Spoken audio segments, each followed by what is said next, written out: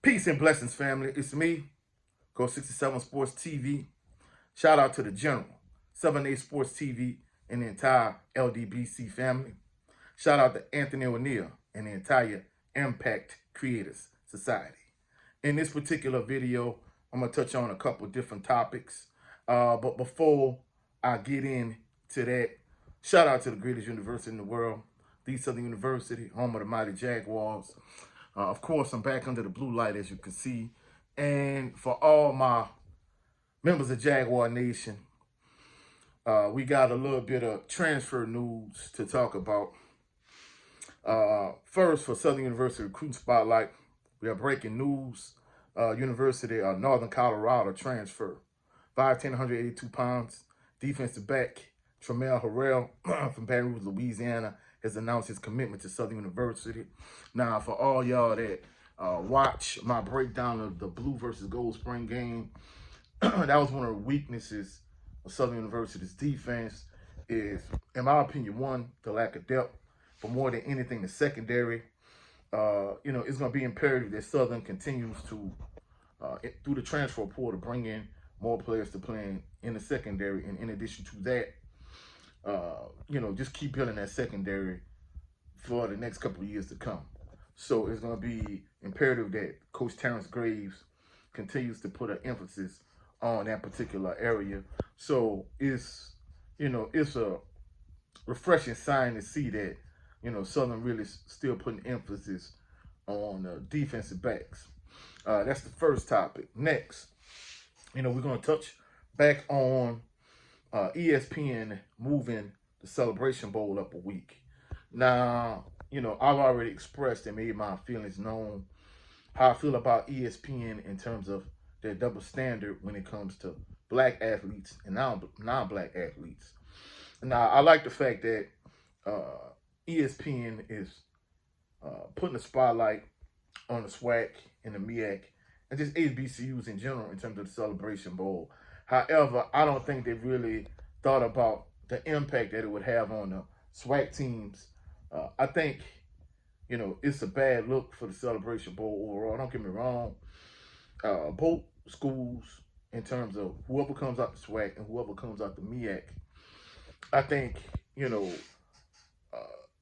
the payday is going to be beneficial to both institutions and both to the SWAC and the MEAC. However, I think the fact that you move the Celebration Bowl up a week, I stated it before, but I can't put enough emphasis on how it puts the SWAC team at a severe disadvantage. Now, up until this past season where FAMU, of course, FAMU was originally a MEAC team, but, that's beside the point. They're in the SWAC at this point. Up until last year when FAMU won a Celebration Bowl, the MEAC was on a little run in terms of winning the Celebration Bowl. Now the fact that you moved the Celebration Bowl up a week and that SWAC team that's going to win the SWAC championship, they're not going to have a bye week or a week off to prepare for their opposition. They're going to have to just jump right into the Celebration Bowl. It puts them at a huge disadvantage. And I don't think ESPN and the sponsors for the Celebration Bowl, I don't think they really took this into consideration as far as I'm concerned. I don't think there's anything that's really going to change their mind after this year moving forward. I think it is what it is. From what I'm understanding, they moved the Celebration Bowl to accommodate some of these other bowls that probably have bigger sponsors in terms of, from a monetary standpoint. So at the end of the day, it is what it is. Hopefully whoever comes out the SWAC, hopefully Southern, but that's another story. But whoever comes out the SWAC, hopefully it doesn't put the SWAC team at too much of a disadvantage and too much of a severe disadvantage. Now, moving forward, one of my followers, I talked to him face to face. He recognized me, so on and so forth, which is refreshing. I appreciate everybody that's been supporting the channel, especially those day one supporters. But basically, he was asking, Coach, what happened to your Southern University Top 10 series? Well, I had to kind of put it on hold. I shot the top 10 wide receivers video. However, I'm in need of a videographer. So any videographers in the Baton Rouge area, I'm looking for a videographer to do some work, so on and so forth. So that was the reason why I never dropped Southern University top 10 wide receivers. I may do it as a live stream if it takes too long to find a videographer. However, that's the reason why, I discontinued the Southern University top 10 series, top 5 series. Of course, I did the top 5 quarterbacks. I did top 5 running backs. Wide receiver was the next position group I'm breaking down. So if I don't find a videographer soon enough, I'll just do it as a live stream and just run with it like that. But some other news too in terms of the channel. I got a new show that I'm trying to introduce. So y'all just kind of stay tuned. Of course, this primarily a Southern University show, but I kind of also talk on,